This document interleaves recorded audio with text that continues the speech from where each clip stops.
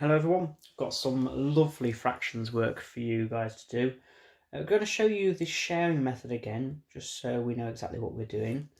If we have, let's say, a magical number of 12, right, and we're trying to find all these fractions of 12. And you can see I've already drawn different ways of how to make the sharing method. So I could use a line, I could use a circle and a line, or I could create two squares. And again, I've created the correct amount of sections for each fraction. So let's do half of 12 using the sharing method. So I'm going to use just the line one here first.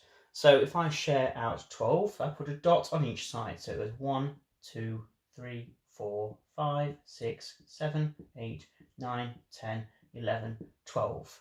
When I've completed all 12 dots, I then circle one of the sections. So I've already split it into two, so I need to find one of the sections. So I circle one of the sections and I count up. 1, 2, 3, 4, 5, 6. So half of 12 equals 6.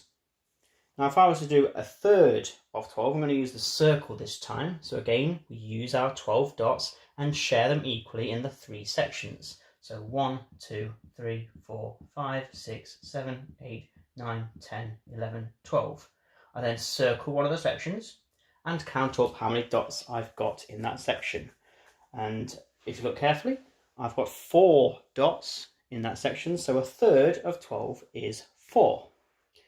If I then move down to the next section, we've got a quarter of 12. So I'm now looking for a quarter of 12, so I'm going to use the bar along here. So we've got the 4 squares, and I'm going to share them out again. 1, 2, 3, 4, 5, 6, 7, 8, 9, 10, 11, 12. I'm looking for one of the 4 sections, so I circle one of them. So the answer to a quarter of 12 is 3. And finally, if I'm looking at 3 quarters of 12, I then need to split it into the 4 sections again. So 1, 2, 3, 4, 5, 6, 7, 8, 9, 10, 11, 12. But I don't need one section. I want 3 of the sections. So I circle 3 of them. So 1, 2, 3. And then I count up all the dots that are in that section. So 1, 2, 3, 4, 5, 6, 7, 8, 9.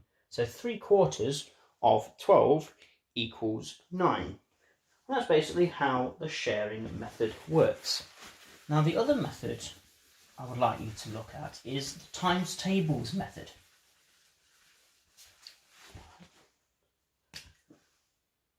Times tables. Right, times tables method. Now the way this works is, let's say I've got a fraction. The bottom section here is called the denominator. The top section here is called the numerator. Now what we need to do is, when we're using the times tables method, we divide by the denominator, or the bottom number, and we times by the top number, or the numerator. So let's say I wanted to again find half of 12. Now we already know the answer to that because we did the other method. The answer was 6. But let's show that using our times tables method. So we start off with our 12. So we're trying to find half of 12. So what we first do is divide by the denominator. So 12 divided by 2 equals 6. And then we take that number and we times it by the numerator. So our next sum is 6 times 1, or 1 times 6. 1 times 6, or 6 times 1, is 6. So we have our answer of 6. Now this becomes useful when we get to bigger numbers. Because if we're trying to do, let's say, 2/3, so 2 over 3, of 30, if I was using the sharing method, I might lose count of how many dots I've done and have to start all over again. With this method, I can use my times tables knowledge to divide and then multiply. So let's start off with 30. And remember, we divide So we're dividing by this number, times in by that number. So we divide by 3. So 30 divided by 3. How many 3's are in 30? Now if you know your 3 times table, you will know it is 10. So 30 divided by 3 equals 10. But we're not finished yet. That's only 1/3. We're trying to find 2/3. So we still need to get the answer of 10, and we multiply by the numerator. This is our 10 times table. So we've got 10 times 2, or 2 times 10. If we work that out, we get the answer of 20. So we can put that in. So 2/3 of 30 equals 20. Now as you go on further into the work, there is an extension activity and you start to get some harder questions and some bigger numbers. We don't need to worry because we can simply look at our times tables and then work it out.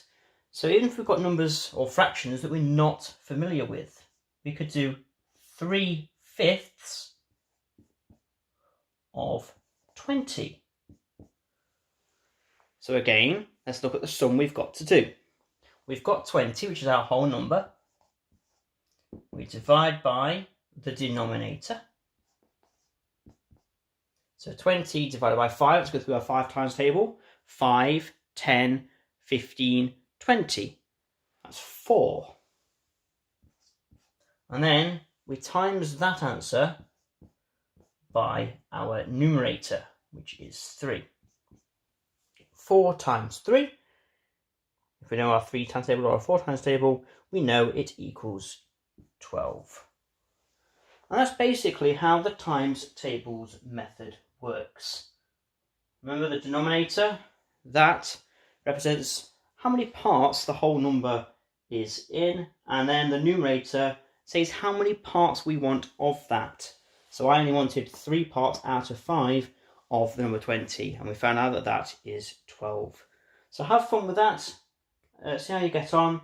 Use whichever method you want. Remember, the higher the number, the more difficult it is to use the sharing method. So give it a go and enjoy.